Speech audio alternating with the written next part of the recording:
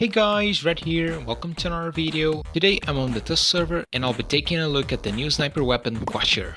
Well, let's get right into it. The Quasher is the new legendary sniper weapon that has two firing modes.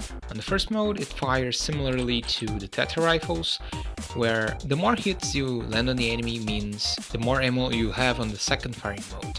Talking about the second firing mode, when the weapon runs out of ammo, instead of reloading, it'll change to the second firing mode, which fires guided projectiles, which kind of reminds me of how the Gemini works. So it seems like a weird mix between Tetra Rifle and Gemini.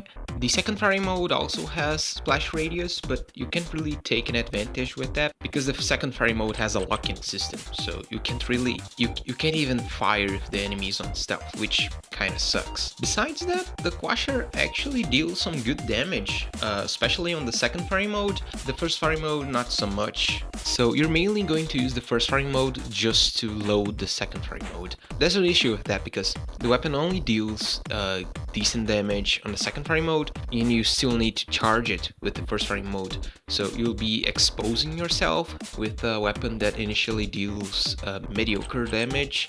And this is also another weapon that will be extremely weak against the stealth meta because you'll only be able to really deal damage to stealth max on the first firing mode, which again sucks, and you can't even fire on the second firing mode because it needs to lock on. Anyways, I've been blabbering for a minute there. I'll now show you some gameplay footage with the Quasher 10 on Lacewing. Yeah, that's the 10.